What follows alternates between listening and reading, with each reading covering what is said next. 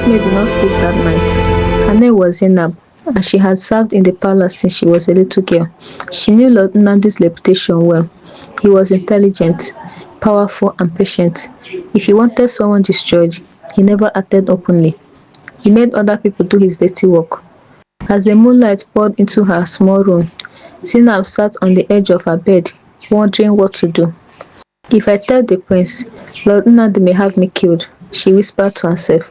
But if I remain silent, Lady Ada's life could be ruined. The next morning, she gathered her courage. She quietly approached Ada, who was walking alone through the palace garden. Ada smiled warmly. Good morning. Zainab looked around to make sure no one was watching. My lady, I need to tell you something. Ada noticed the fear in the young maid's voice. What is it? You are in danger. Ada's smile disappeared. Zainab told her everything she had overheard the previous night, the secret meeting, Lady Amara's anger, and Lord Nnamdi's plan to stop the wedding.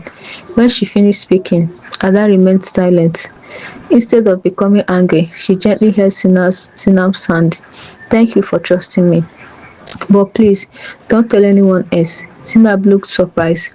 You aren't going to tell the prince? Ada slowly shook her head. Not yet. I don't want anyone punished for something they haven't done. I will simply be more careful.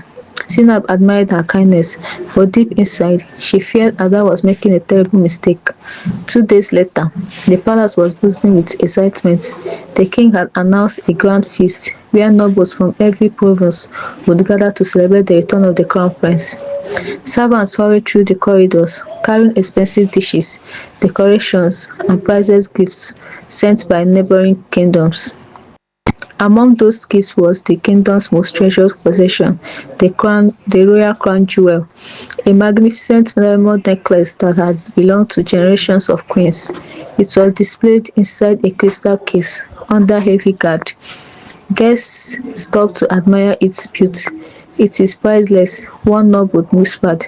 No amount of gold could buy it. Lord Nnamdi stood nearby, pretending to admire the necklace, but inside he smiled.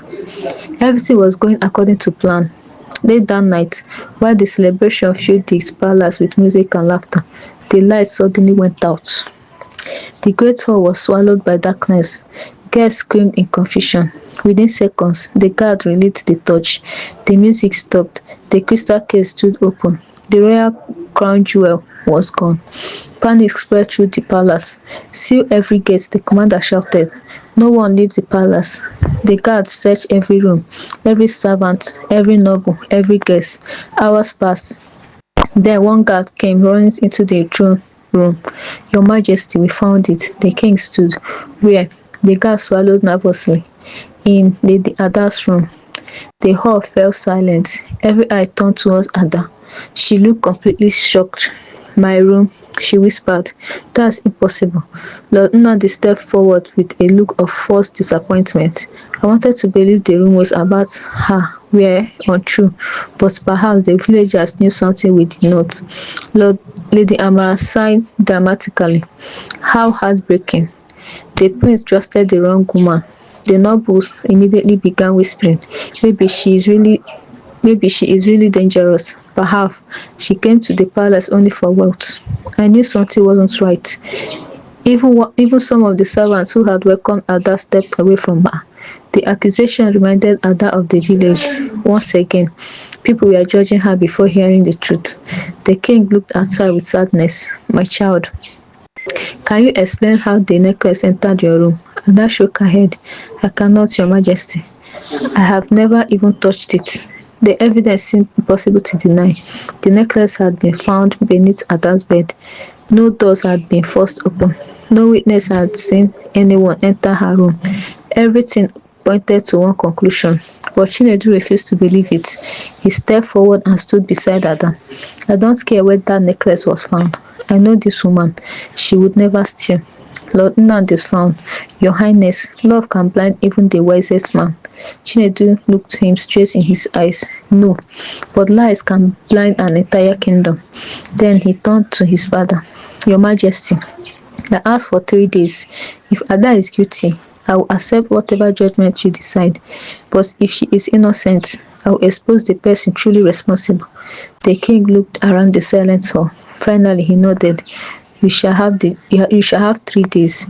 If the truth is not found by then, the law will take its course." As everyone left the hall, Lord Nnadi smiled to himself. 3 days. He was certain that would not be enough, but he had made one mistake. He believed he was the only person who knew the truth. He had forgotten about one frightened palace mage who had witnessed the beginning of his conspiracy. What do you think will happen next? Subscribe for the next part.